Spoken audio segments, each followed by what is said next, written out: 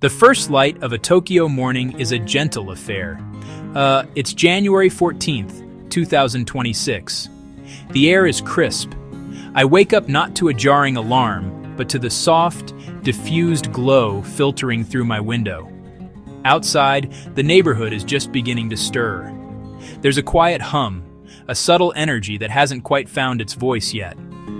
The streets are impossibly clean, almost like a film set waiting for the actors to arrive.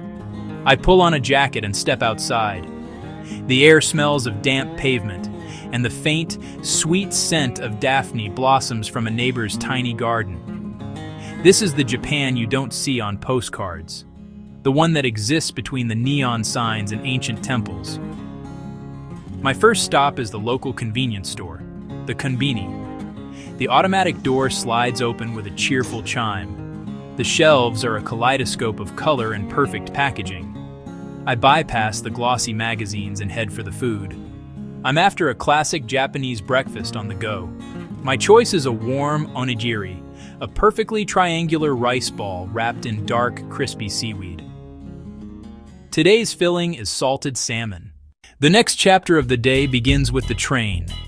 Japanese train stations are marvels of organization and human cooperation.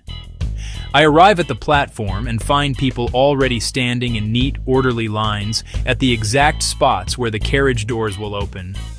No pushing, no shoving. The train glides in, stopping with pinpoint precision. The sound is a soft whoosh, followed by the chime of the doors. I step inside. The carriage is clean, almost silent. Everyone has their own little bubble. Some people are reading books, others are staring at their phones, and many are simply asleep, heads bobbing with the gentle sway of the train. Riding the train is an art form. My expert tip is simple. Be invisible. Keep your phone on silent. Hold your backpack in front or place it on the overhead rack. Avoid loud conversations. It's about a shared respect for public space. I hold onto a strap and watch the city blur past my window. The view changes in a flash. Traditional houses with tiled roofs, towering skyscrapers piercing the clouds. The train is the artery of Tokyo, pumping people through the city. I get off near a local shotengai, a traditional market street. The sensory experience kicks into high gear. Fresh fish being expertly sliced. Daikon radishes and shiitake mushrooms piled high. Grilling eel, sweet and smoky. Lunchtime in Japan is a serious business, and today it's all about ramen. I find a small, unassuming ramen shop with a queue of just a few people outside. That's usually a good sign. Inside, there's no host or menu. Instead, there's a vending machine covered in buttons with pictures of different noodle bowls. This is a brilliant system. It's fast and efficient. I feed some yen into the machine, press the button for a classic tonkatsu ramen, and take the small ticket that pops out. I hand my ticket to the chef, who stands behind a counter in a cloud of steam. He gives a gruff but friendly nod. The shop is narrow and cozy. The air smells rich and savory, a delicious mix of pork broth, soy sauce, and garlic. My bowl arrives in minutes. It's a work of art. A creamy, opaque broth, perfectly cooked noodles, a slice of tender pork, a soft boiled egg, and a sprinkle of green onions. Here's the tip. Don't be shy about slurping. In Japan, slurping your noodles is not rude. It's a sign that you're enjoying your meal and helps cool down the hot noodles. After a satisfying lunch, it's time for a different kind of stimulation: the arcade. As the afternoon sun begins its descent, the city is bathed in a warm, golden light. This is my favorite time of day in Tokyo. The harsh midday sun softens, and long shadows stretch across the streets. It's the perfect time for a leisurely walk along one of the city's many rivers or canals. I head to a small park that runs alongside a quiet waterway. The frantic energy of the day starts to dissipate, replaced by a more relaxed, communal atmosphere. School children ride their bikes along the path, their laughter echoing in the air. This is a time for simple pleasures. I see an elderly couple feeding bread to the ducks. A group of office workers sits on a bench, sharing a drink and chatting. The water flows calmly, reflecting the orange hues and the pink hues of the sky.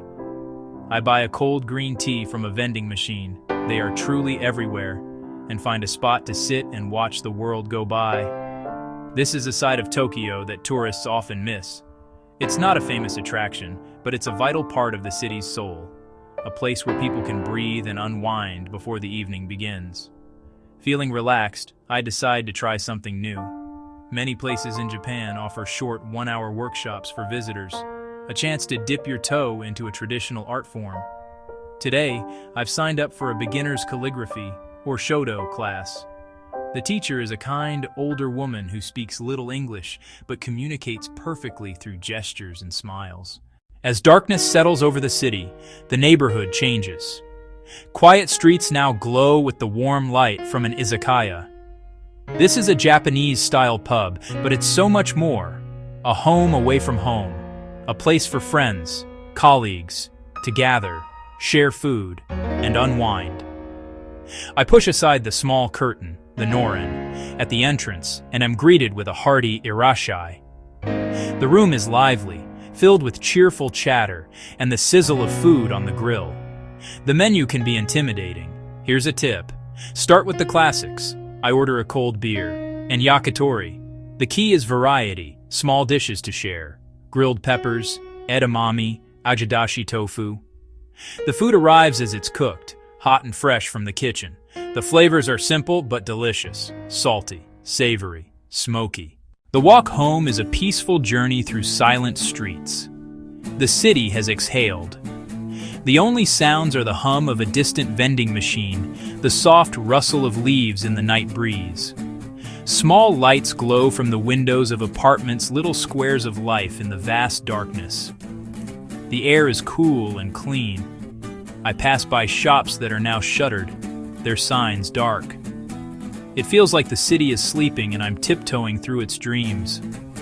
This quiet end to the day is just as important as the bustling morning and lively evening. Back in my apartment, I perform one last ritual. I boil some water and brew a cup of hojicha, a roasted green tea.